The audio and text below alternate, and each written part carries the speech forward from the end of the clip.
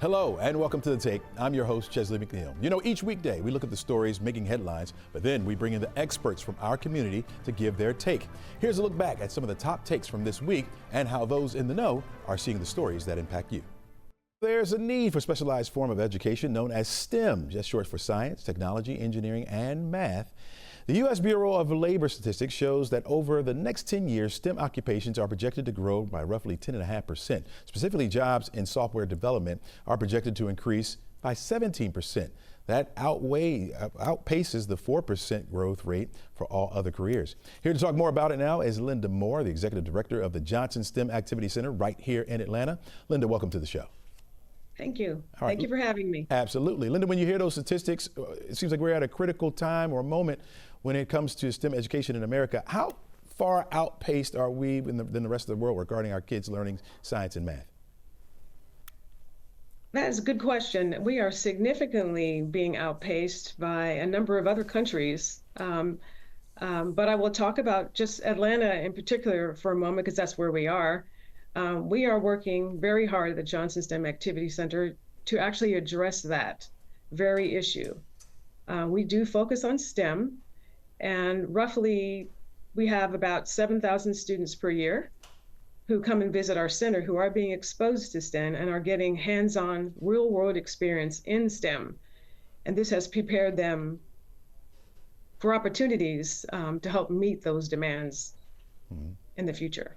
What's some of the amazing things that you guys are doing there to help in this regard? Well, we have a number of programs. Our flagship program is robotics, primarily K through 12, but we also have computer programming, we have VR. We recently brought on, in the last 2 weeks, the Science on a Sphere, which will address environmental sciences. That's something we will open next month. But I will tell you that our primary student, and a typical student who comes to us, is from Atlanta Public Schools. Some of them don't have the opportunities in their schools to have these STEM programs. We provide a resource for them that's available to them 24/7. They can come in after school, they can come in the mornings, they can come in at their leisure. We don't have any obstacles to prevent them from coming in. And that's one of the ways that we're trying to address this issue in STEM in the city of Atlanta. Gotcha. All right, so you have a new exhibit. You mentioned it. You just kind of brushed right past it there, but that's in my realm here. You're talking about Science on Sphere. And talk to me about this. Describe what this new interactive tool is all about. So the Science on a Sphere, we call it the SOS. It was invented at NOAA and developed in partnership with NASA. And basically, it's an animation of the Earth. So it's a globe that's suspended. Ours is suspended from the ceiling, and allows anyone to learn about the environmental sciences, but it's not limited to environmental science. You can learn about people, land, air, space, climate, which is one of my favorite topics, and the ocean, which definitely impacts the climate as well. We're looking at some of the video of it right now. It looks pretty cool. It's pretty cool. It looks very cool. You said it will open next month, right? It does open next month, April 26th to be exact. We're still, the sphere is up, but we're still working primarily just in the room itself to make it more accommodating to people and to get as many people to be able to come in and enjoy it and learn from it as we can. You're partnering with NASA and also Mr. Johnson, one of my friends, the inventor of the Super Soaker. Tell us about that partnership. Yeah, so basically NASA and Dr. Warren Edwards from Atlanta Public Schools, who's the STEAM coordinator from Atlanta Public Schools, was primarily responsible for the Johnson STEM Activity Center to be in the position to receive this, to be able to educate students from Atlanta Public Schools primarily. But as I mentioned earlier, we do educate quite a few students that are outside the metro Atlanta area as well. Dr. Johnson, who actually was a NASA rocket scientist himself in a former life, is very excited about this opportunity to round out our STEM program at the Johnson STEM Activity Center. So he is learning about all of the things and in real time as we are as well, and welcomes all students to come and join the Johnson STEM Activity Center when it opens in April. Wow, seems exciting. Linda, don't be surprised if you see me over there starting next month frequently. We'd love to have you. Come on over. Really appreciate it. Linda Moore, Executive Director at the Johnson STEM Activation Center. So really appreciate that and have a great day. The issues of war and peace seem to dominate our headlines almost every day. Now, one former Nobel Peace Prize winner is saying the world is closer than ever to the onset of nuclear war, and we'll explain more of that tonight at Morehouse College. But he joins us now, Dr. Ira Helfand, co-founder of the Back from the Brink, a national grassroots campaign to rid the world of nuclear weapons, is joining us on the show. Welcome to the show. Good morning. Thanks for having me on. All right. Now, you mentioned those situations in Ukraine. I mentioned those situations in Ukraine and Gaza. Are these really stronger flashpoints to us being on the brink of nuclear war? Well, I think the war in Ukraine is certainly a huge flashpoint that could lead to nuclear conflict, but there are many others in the world as well. U.S.-China relations, the situation in Korea, the situation in South Asia, which most Americans don't pay much attention to. These are all places where nuclear-armed states are in extremely adversarial relations with each other and where conflict could break out and could lead to nuclear war. Are we talking? This is not my assessment. This is the assessment of really important security experts like former Defense Secretary William Perry. Mm-hmm. Are you talking years, months? How long are we talking? We don't know. It could be months. It could be this afternoon. I mean, this is an incredibly dangerous situation, and we are essentially sleepwalking into a nuclear disaster. We are closer than we've ever been. We now understand that even a limited nuclear war, as might take place between India and Pakistan, could kill up to 130 million Americans and 2 billion people worldwide. And we're ignoring this problem at our great peril. What does this mean for us in the United States, really? It means that we need to change our nuclear policy. The Back from the Brink campaign advocates for the United States to acknowledge that nuclear weapons, while they may make us strong, don't make us safe. And as a national security priority, we need to seek their elimination worldwide, not calling on the United States to disarm unilaterally, but to lead an effort to bring all 9 countries which have nuclear weapons into negotiations for a verifiable treaty to eliminate their arsenals according to agreed upon timetable. This is an urgent national security priority, and the U.S. government should be pursuing this. We're not. We haven't been. It has not been our policy, and that has to change. So Back from the Brink is organizing communities around the country to help educate people so that people understand the enormity and imminence of the danger we face, and to motivate them to take action, to get their leaders in Congress, in the White House, to change U.S. nuclear policy in ways that actually make the American people safe. I understand that you're going to Morehouse tonight to talk about this. What's the goal in getting young people involved in it? Well, you know, young people have been enormously important leaders in the fight to avert a climate disaster. They have not been as involved to date in the effort to stop the threat slide towards nuclear war, largely because they don't know about this issue. We've done a terrible job of educating the younger generation about the nuclear threat. And so it's really a great pleasure for me to be able to speak at a place like Morehouse and talk to students and help them understand that even as they are concerned about the climate crisis and many other issues, they also now need to be concerned about preventing nuclear war. And a new organization has started nationally called Students for Nuclear Disarmament that is working closely with the Back from the Brink campaign.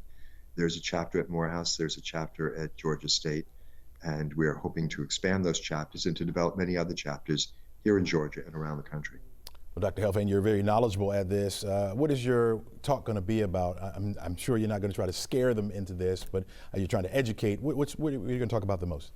No, I am going to try to scare people. I think we should be frightened. Gotcha. And if we're not frightened, we're not going to take the action that we need. But I have 3 messages that I want to bring to people. One is that nuclear war really can happen. Mm-hmm. It's not some, leftover thing that we used to worry about in the 80s, but we don't need to care about anymore. Secondly, that if it does happen, it's going to be more catastrophic than we can possibly imagine. And third, and most importantly, it does not have to happen. We can prevent nuclear war. We can eliminate nuclear weapons. It is up to us whether we do that or not. And what's the goal for these young people to try to stop this? Well, I would hope that they would, as I mentioned, expand the chapters of Students for Nuclear Disarmament. We have a resolution pending in the Congress, and we're hoping that the Georgia congressional delegation will sign on to that resolution as co-sponsors, and hoping that the students will become active in promoting that.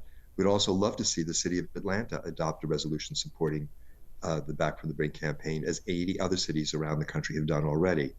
And it would be great if the Georgia State Legislature passed a resolution also. So there are numerous ways that public can express their support for this effort to end the nuclear threat. And students, I think, and young people in general can play a tremendously important role in educating the whole population about this and bringing about this needed change in policy. In recent months, staffers across corporate America, from Amazon to Dell to Walmart, have been told that their days of working remotely is over, at least for that employer.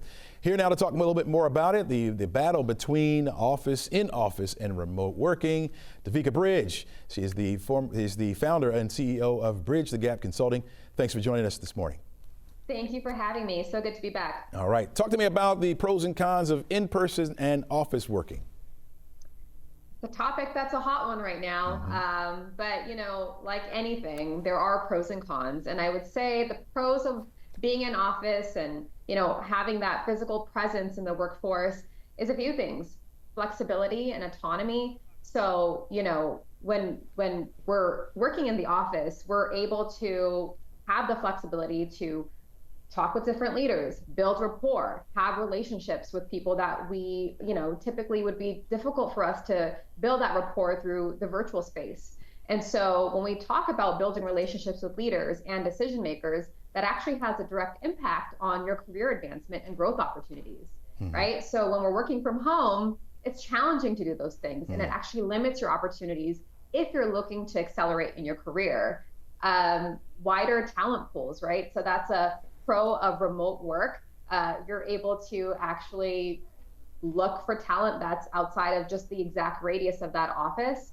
But for folks who, enjoy working from home, they like the flexibility of not having to spend time commuting, often in, traffic that takes a lot of time away that they could actually be productive and using that time to actually, progress company goals, team objectives, and all of those great things. What I'm also hearing a lot is isolation and burnout. So when you are working from home, it's harder to disconnect from your work, right? You tend to want to be online. You have different types of people really reaching out for your support and help. But when you're in office, you're able to, create some more boundaries. You're able to walk away, take breaks. If people know you're not at your desk, maybe they'll circle back with you later. So working from, remotely from your home, it creates lack of boundaries sometimes if you're not managing it correctly. Davika, I remember working from home kind of exploded during the pandemic, and it seemed to be sort of a saver, right, for companies not having to turn on the lights, not having to worry about that building. Are you surprised that there's a surge to get people back? No, I'm not surprised. This was a conversation I was having, mid-pandemic, where people would say, Davika, do you think that this is going to last? And I said, no, I don't. Look, there are some organizations and companies that don't have a large real estate footprint, so they are okay being completely remote. There's a lot of companies I know that have no intention of ever calling their employees back to office because it works, and they're, leading with intention, purpose. They're creating times where their teams can come together and foster collaboration. So they've made it work. But larger organizations with a global footprint, perhaps, they have a lot of real estate. They have a lot of resources, utility bills, all of those things that are, going to waste when we don't have, people in the building in their seats. And so I think, during the pandemic, there were kind of emergency protocols in place that people had to adapt to. And now, now that the world is back to normal, folks are saying, hey, it's time to go back to business as usual. And that's what we're seeing right now. And there's, a lot of frustration around that. But a lot of valid points as well. We learned a lot from the in-person, at least at home working. Davika, do you see in 5 years, maybe 10 years, it going back to it, even though we're going back into the office now? Do you see a reversal on it?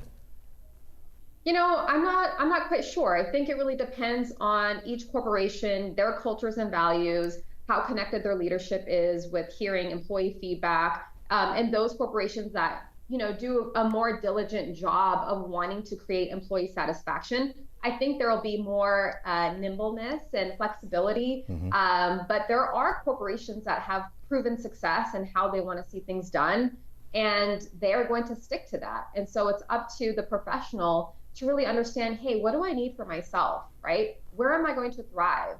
How do I make sure that I'm able to not only progress in my career, but that all these other factors that I've been able to create space for over the last 5 years is still accommodated. And so I think of immediately caregivers, right, or parents. There have been folks who are now, their norm is being able to balance these components most effectively. And now we're having those folks go back into the office. So now they're spending more time commuting. They're spending more time away from the home, which could be impacting the normalcy that they've built over the last 5 years. So it's really a nuanced experience. And I think it's just up to corporations to determine your culture, your values, your intention, and really communicate that with purpose. And then it's up to the professional to make a decision on what best suits you in your career and life. All right, Davika Bridge, co-founder and CEO of Bridge Gap Consulting. Thanks for joining us. Thanks for the insight. Cell phones are an essential part of our lives, and they're constantly evolving to help make our lives a lot easier. For those with cognitive and physical disabilities, they can serve as a vital link. Here to help us find some hacks this morning is Courtney Linwall, a home and technology reporter for Consumer Reports. Welcome to the show, Courtney. Thanks for having me. All right, talk to us about the average life of a cell phone. What's the average shelf life of a cell phone? So most phone manufacturers support operating system updates and security updates for usually between 5 to 7 years. Most people don't keep their phones for quite that long, usually between 2 and 5 years, but you can certainly keep them longer, and it's a good way to save money, and it's more sustainable to keep them for as long as the phone manufacturer supports the upgrades. Now here's a question you may or may not know. Seems like the cell phone starts acting up when it's time to switch, right? When they want you to buy another one. Is that true? It definitely can. Most people report that battery life is one of the first things that can kind of deteriorate over time, but it's also possible to just get the battery replaced. And so that's a way to, extend the life of your phone without having to go and completely replace it. What are the key things people are now looking for when it comes to getting a new phone? People want a great smartphone camera, and a lot of them have pretty incredible cameras these days with multiple lenses. They want, like I said, battery life that lasts all day. And they want a high resolution display so that when you're scrolling social media, FaceTime with your family, the image looks great. Consumer Reports tests these smartphones on all these metrics, and these scores are available for Consumer Reports members. But people also tend to want a smartphone that plays well with their other devices. So if you're someone who has an Apple TV, AirPods, a MacBook computer, you probably want an iPhone to live in the Apple world, and vice versa if you have an Android phone. Android man myself, How about those features we talked about with cognitive and physical disabilities? What are some of the features for those folks?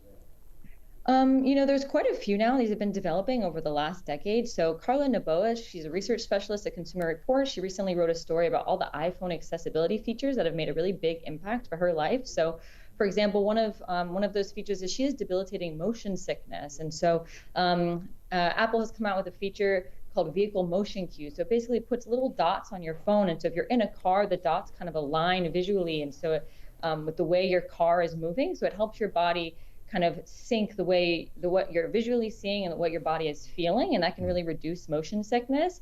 Another feature is called reduce motion on an iPhone, and so basically it just slows down the speed of scrolling on a phone, and so that can really reduce the dizziness you might experience if you have to be on your phone for a long time. So those are two of the ones that have made a big impact in her life. Gotcha. All right, so those gamers out there, what type of phones should they be looking for? For the gamers, you said? Yes. Don't want to leave them out. Any kind of digital assistant, I think, that is going to be integrated into your phone is going to make your phone more able to be used specifically for you. So assistive touch is one that can set personalized shortcuts on your phone. You can set it up at the top. And also digital assistants like iPhone Siri or Samsung's Bixby. These are really great if you have your hands full and you want to ask your phone to do something while you're using it another way. These are becoming more integrated and more powerful, and they're developing every year. They're able to do more things on your phone. Gotcha. Last question, Courtney. Are you Android or Apple?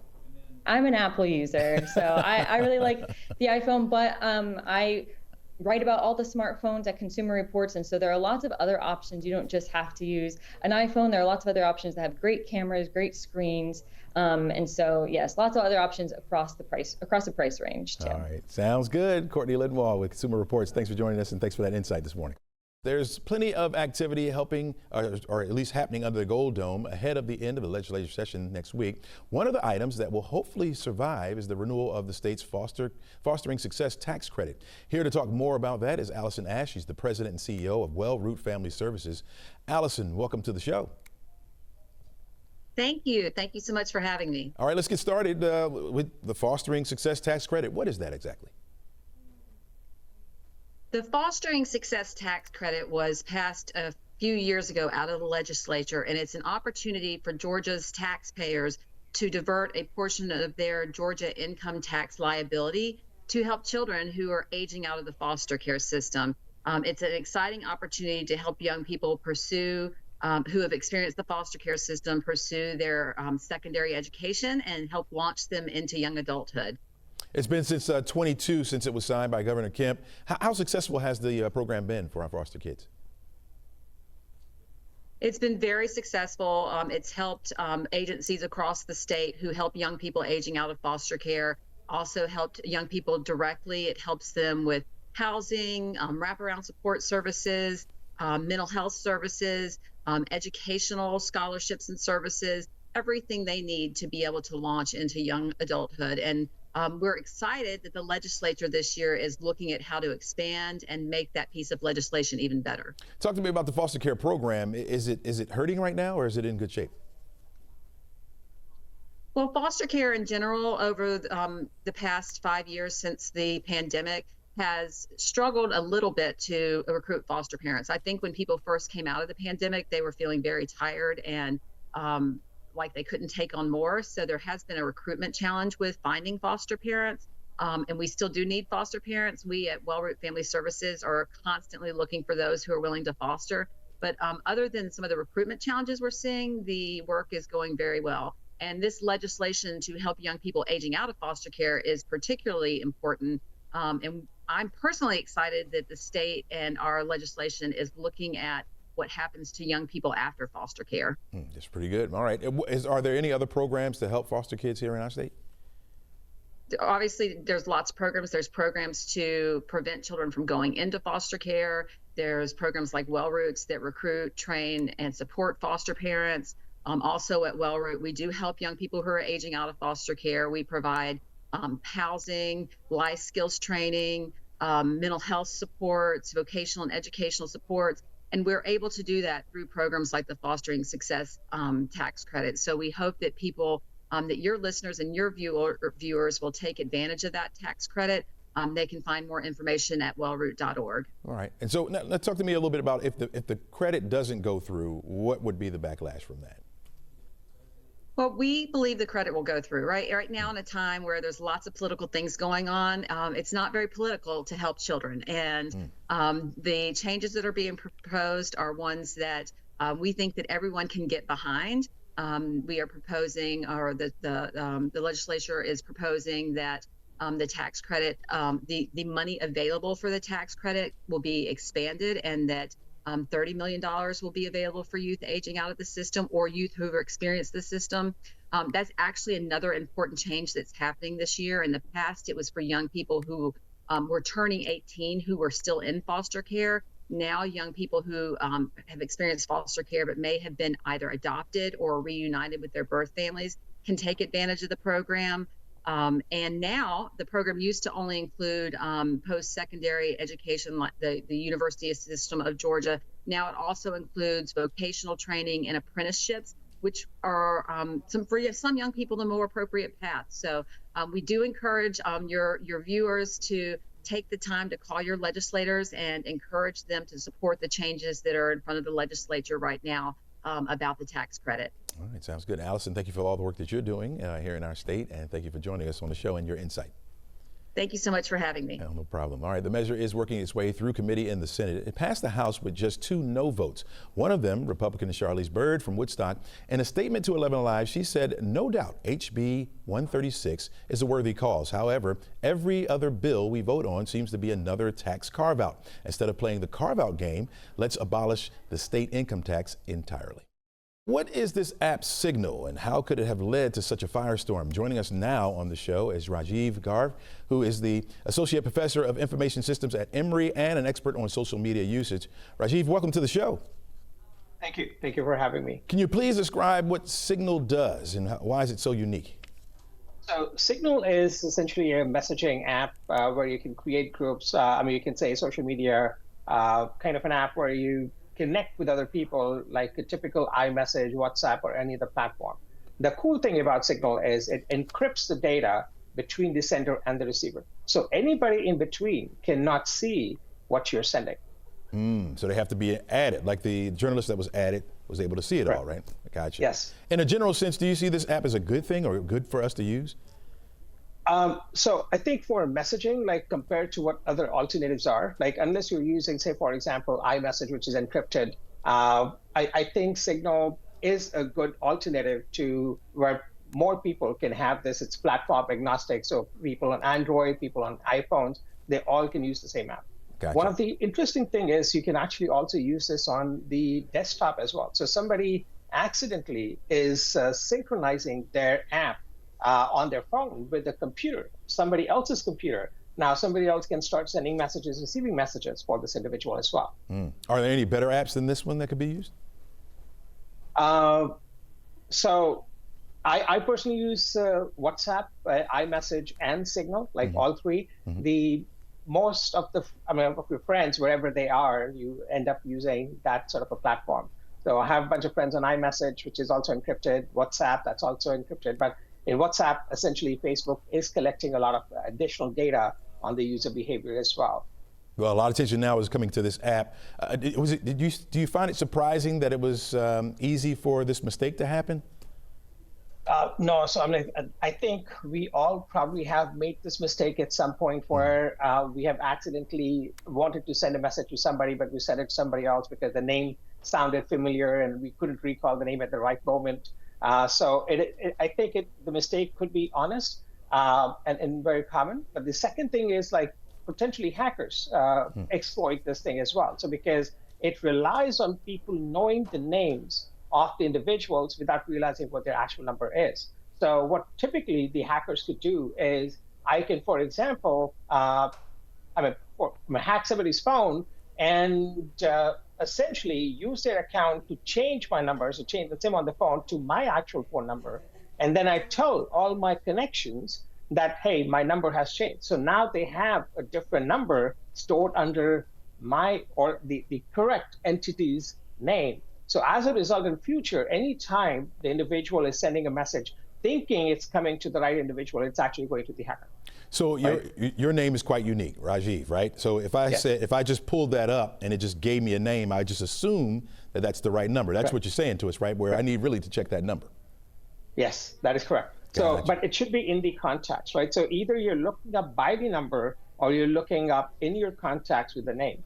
So if accidentally or somebody intentionally takes my phone and says or sends a message that my number has changed, but that number that they gave you is now the different or a hacker's number, now you will have my number as a new number which belongs to somebody else but stored under my name. So when you look up Rajiv, you're going to see the name correctly, maybe the picture correctly if they have done the right thing, hacked correctly. But the number will be different and you won't always remember the number. Gotcha. Quickly, any other safety tips you can give us so that we don't make mistakes like this anymore? So anytime, I would say if you're getting a message that the person has changed the number, just verify that this is the right person, because there's a lot of scam happening on these platforms where people will change the number and now you're communicating with somebody else. I would say if you have sort of an alternative location. I'm talking old school, like the phone book where you have the numbers. You maybe verify sending a text message to the number and saying, look, I got a message that your number is changed. Right. Is this right? Right. Again, this is a lot of work to be done.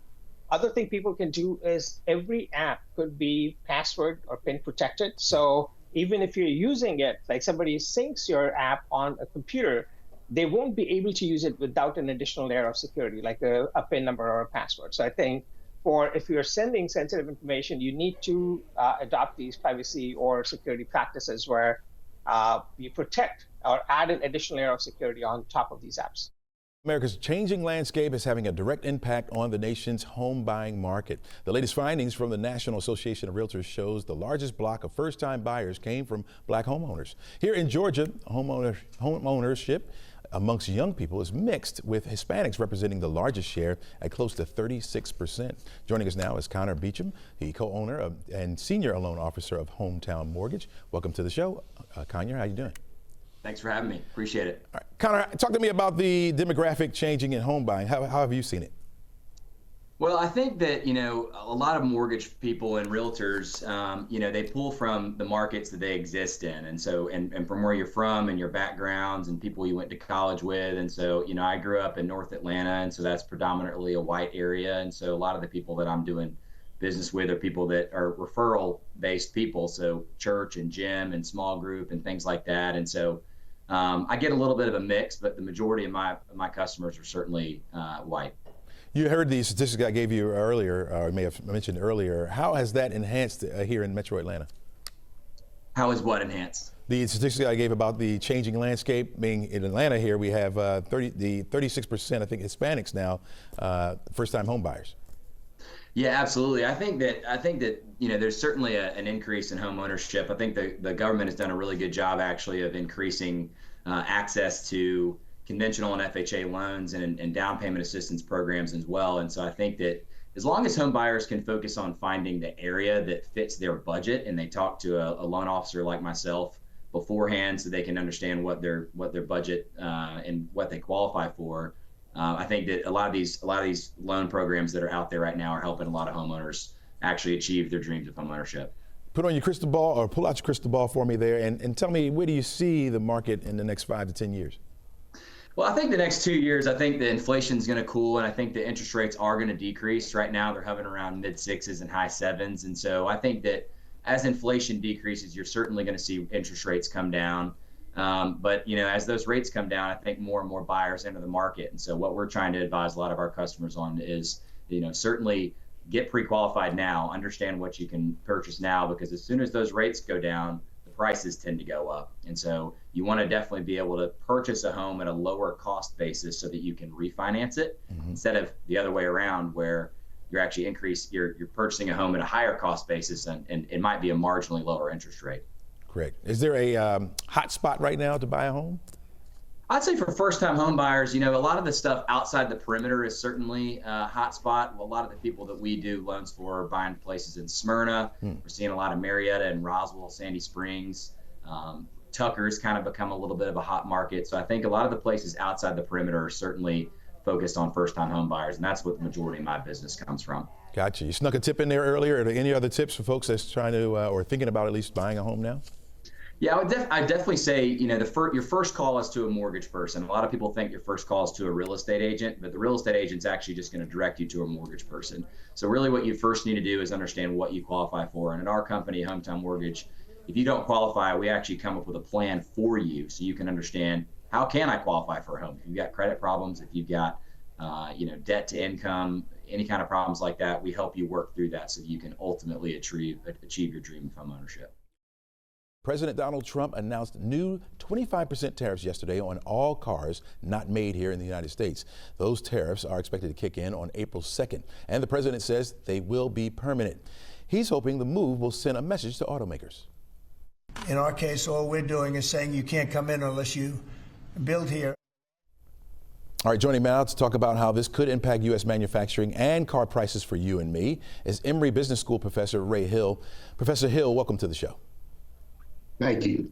All right. Glad to be here. Glad you're here. All right, President Trump, his administration says that this move is expected to bring $100 billion in revenue each year. Do you think that's possible?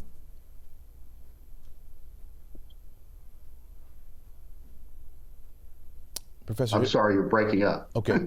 So the president and his administration is saying that this move that he's making with the tariffs could bring in possibly $100 billion in revenue each year. Do you think that's possible? I think it might be possible. That's basically, you can think about that as the average American citizen who wants to buy a car is paying that $100 billion. So the idea that somehow we're getting this for free is crazy. Wow. What's the cost for automakers in the short term? Still breaking up on you. What's the if you can hear me? What's the cost to automakers in the short term? Well, the people who want to buy a car are going to find out. We don't know how much of this 25% tariff is actually going to be added to the price of a BMW or a Volkswagen or a Lexus, for example. But it's going to be something that's substantial if it's 25%. Over time, it's just going to keep the prices of cars higher than they otherwise would be, because we've got a very efficient worldwide network of automobile production right now, and these kind of tariffs just get in the way of that. All right, so the president announced a new Hyundai plant in Louisiana, and then our governor here in Georgia announced a plant in the southeast. Do you think those things will ramp up production, because they're talking about maybe the one in Louisiana producing steel? Yeah, no, I think again, one of the things that people lose sight of is that we also have steel tariffs and aluminum tariffs, which are going to drive up the price of cars as well. And so, Hyundai, I think, is maybe short-circuiting that a little bit by investing in steel manufacturing in Louisiana. The Hyundai EV plant near Savannah, which is huge investment for them. That's been underway for a long time, so that's really unconnected with these tariffs. And it's been the Toyota, all the foreign car manufacturers have big facilities in the United States, and Hyundai has had facilities in the United States for quite some time. So could that be the offset? Like if we boost the production here in the United States, that means more jobs theoretically, right? Well, but see, the problem is that it doesn't mean more jobs. We're at full employment right now. We got a 4% unemployment rate, which is about as low as it can go. And so for every job that, let's say somebody gets in steel manufacturing as a result of these tariffs, somebody's going to lose a job that in an industry that uses that steel and is now uncompetitive or has to shut down. So the idea that somehow this is a net producer of jobs just doesn't make any sense when you think about the economy as a whole and the fact that we're already at full employment. So here's what everybody wants to know. So the average car probably costs you about $49,000. With these tariffs, what would that inflate to, do you think? And again, we broke up a little bit, but the question is, what is the average cost going to be to a consumer of these tariffs? Mm-hmm. Yeah, and we don't know, but I'm going to guess it's going to be more than $1,000 added to the average price of a car, and that includes, by the way, it's not only the foreign car manufacturers, but that includes the domestic as well, because again, they'll see now more headway to raise their prices as well. That's what the tariff does. It raises the prices not only of the things that are being imported, but of all the things that compete with those imports as well. All right, we carry our cell phones with us everywhere, and scammers know that, right? 11Alive News consumer investigative reporter Liza Lucas joins me this morning and shares a warning of how a call for help is one way that criminals are trying to get our phones. Right, Liza? That is exactly right. Just like a nice guy you were. Chesley, you're going to want to listen to this one. Good morning. Chandler Rogers lives here in the Atlanta area, and she actually reached out to 11Alive after unfortunately losing thousands of dollars. The money was just swiped from her Cash App and Venmo accounts. And the worst part, as you mentioned off the top, she was just trying to help out someone she thought needed it. A guy came up to us and said that he had left his phone in an Uber, and he was like, "Can I borrow your phone? I need to, at least text or call my friends to come pick me up. I'm stranded." So I was like, "Of course." And I gave it to him, and then he was kind of using the phone and acting like he was texting the address, and was even kind of like, "Can you tell me what that number is for that building?" And I gave him the number, was trying to help him find like a good place to be picked up, and so he's just over there texting. So she thought. Now, what she found out since is that this is a whole scheme, and police across the country have issued ongoing warnings about this phone borrowing scam.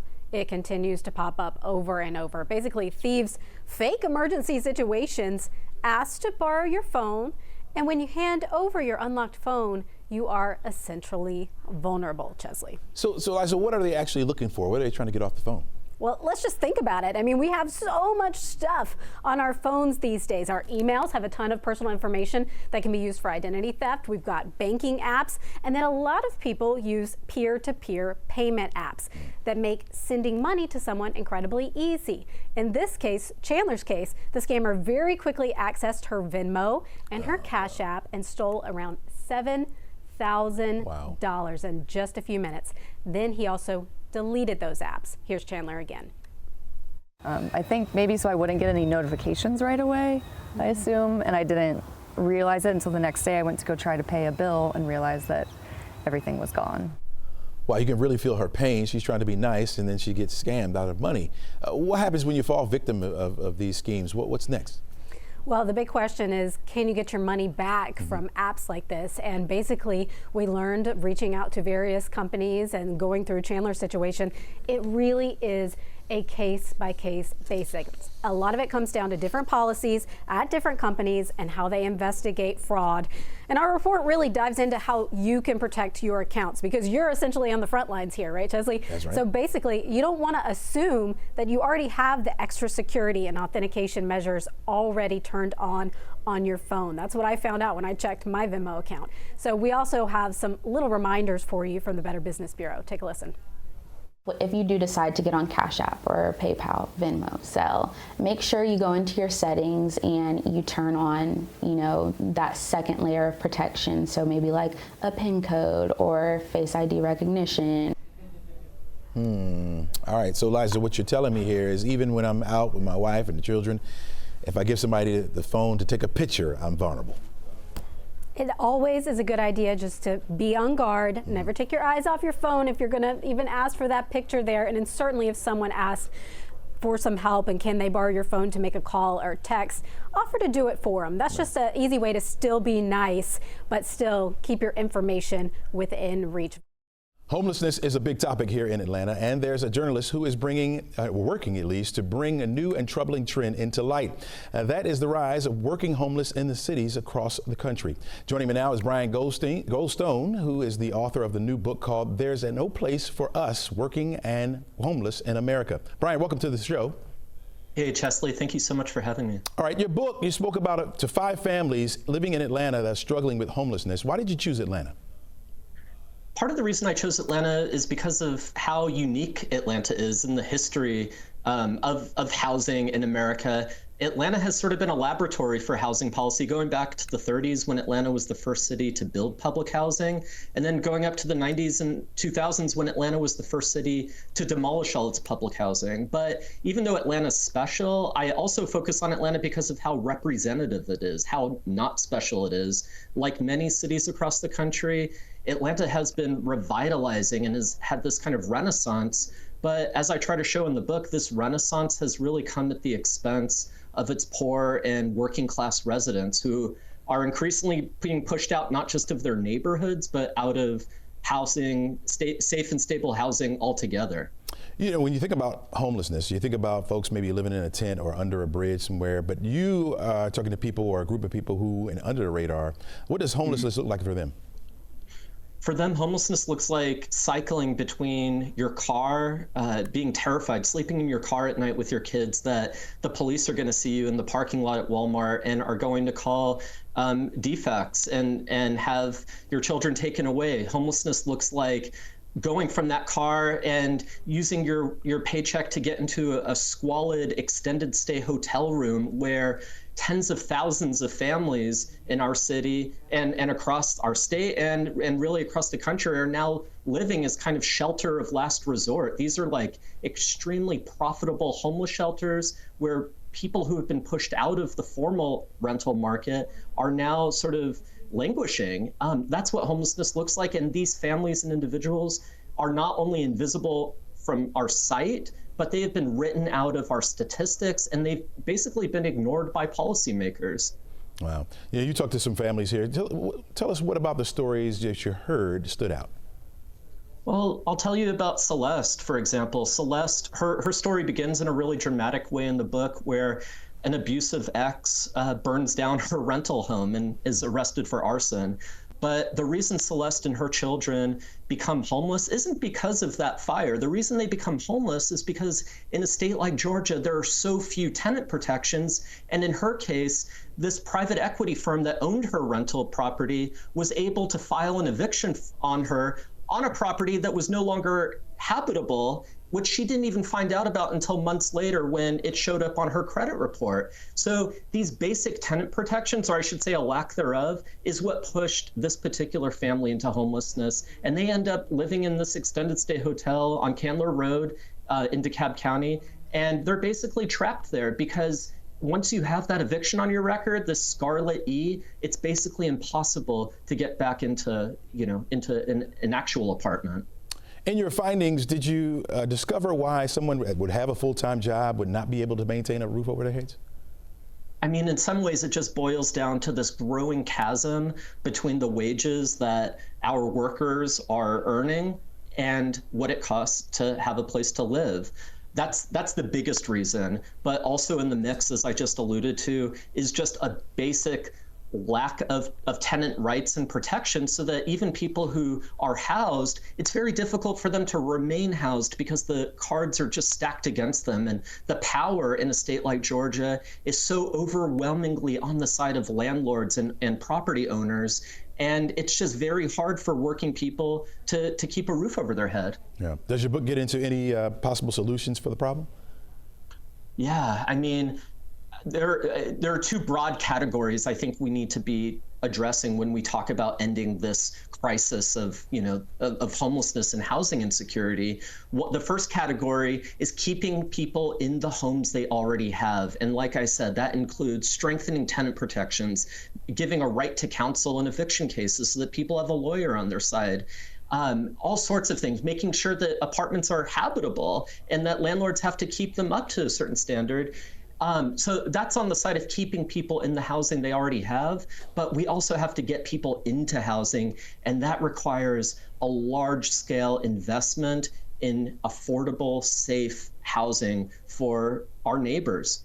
Okay, there's no place for us working and homeless in America. It's out right now. Brian, thanks for joining us today. My final take, to get by these days, more young adults are turning to a familiar source, their parents. A new study shows that for the first time, 50% of parents with children over 18 years old provide for them some financial support. That's up from 45% in the year 2023. Yeah, buying their food for them, paying their cell phone bills, health insurance. Parents are shelling out about $1,474 a month. That's a 3-year high. What are we doing, folks? Experts say adulting is expensive. Yeah, tell us adults about it. That's why we spend years raising our children for them to become adults. We spend an arm and a leg to send them off to college for them to graduate and start adulting. The problem is they want to adult at the same level as their parents just starting off. Unfortunately, adulting doesn't work like that. Get out. Love you. That's what I would say. But we wanted to hear what you had to say about this. And Cindy says $1,500 a month, and that's mainly for groceries. What the heck are they eating? And Gayla says, what do you expect from this economy? Well, expect them to get out and work. At some point, they got to go. They can't live off us forever.